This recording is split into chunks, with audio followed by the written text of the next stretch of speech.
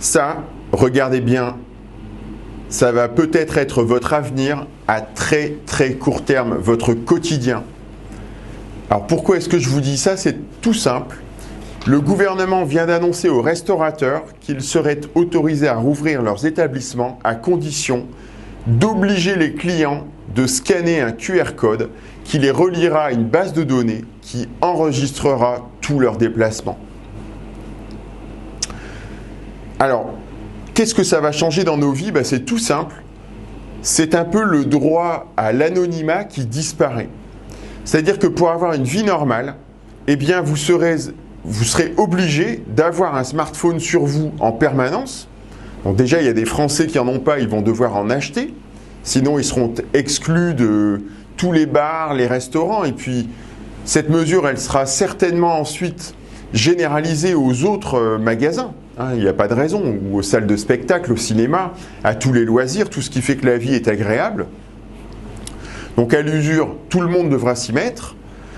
Et une fois que tout le monde a son smartphone et est habitué à scanner des QR codes, eh bien, on peut dire qu'on s'est rapproché du modèle chinois, le modèle en vigueur en Chine, je vais vous en parler maintenant. C'est tout simple. Le gouvernement enregistre tous les déplacements des citoyens. Il y a aussi des systèmes de reconnaissance faciale dans la rue pour pouvoir mieux déterminer qui était à quel endroit et à quel moment. Et le gouvernement a fait en sorte que l'argent liquide soit en voie de disparition et finalement les citoyens ils sont obligés de payer avec leur smartphone. Avec ces QR codes, c'est instantané, c'est très facile. C'est très facile et c'est séduisant d'une certaine manière, mais il y a un revers de la médaille. Le revers de la médaille, c'est que en fait, l'État, il va enregistrer sur une base de données géante tous vos déplacements, c'est-à-dire qu'il sera capable de savoir en permanence où vous étiez, avec qui vous étiez, quand vous y étiez, ce que vous avez acheté, ce que vous avez consommé et tous les mouvements financiers, c'est-à-dire il n'y aura plus moyen de faire quoi que ce soit sans que l'État soit au courant. Et sans que l'État ait la possibilité de vous ressortir 15 ans plus tard que tel jour, à telle heure, vous avez fait ça avec telle personne et que vous avez dépensé votre argent comme ça. Donc vous imaginez le pouvoir que ça va donner aux gens, aux hommes de l'État. C'est un pouvoir qui est colossal.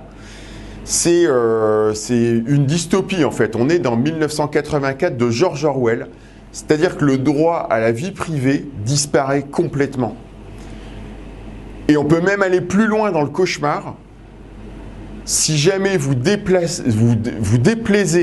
au gouvernement, si vous êtes quelqu'un qui est dans la ligne de mire, eh bien, il serait très facile d'imaginer que le gouvernement peut vous débrancher, entre guillemets, d'un clic de souris. C'est-à-dire que tout d'un coup, vous n'avez plus de moyens de paiement.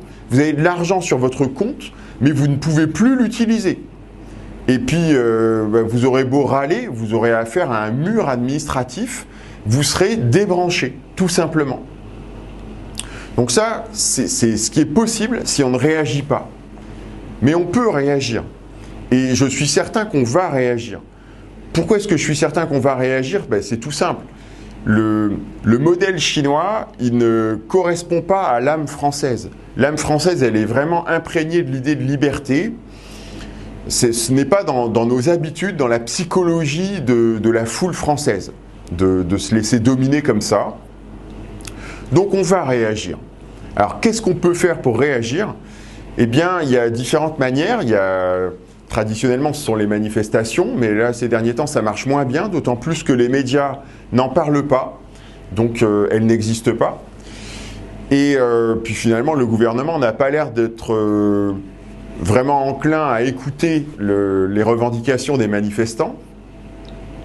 Ce qui marche un peu mieux, ce sont les pétitions couplées à des articles dans la presse nationale. Ça, c'est beaucoup plus visible. Ça permet de demander des rendez-vous avec des membres du gouvernement et d'expliquer les positions de la population. Donc ça a une certaine efficacité, on l'a déjà testé pour les restaurateurs.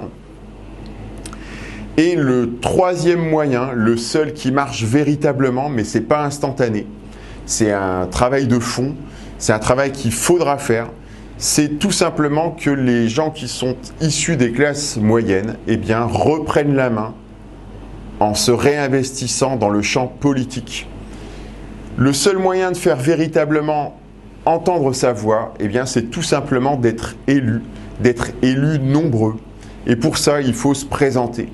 Il faut arrêter de laisser le champ libre aux énarques, aux hauts fonctionnaires, à ces personnes qui ont toujours le même profil et qui finalement n'ont qu'un seul objectif, renforcer les positions du groupe dont ils sont issus au détriment des classes moyennes et populaires. Donc, on va s'y mettre. Il y a plein de signaux faibles qui montrent que les citoyens se réinvestissent en politique.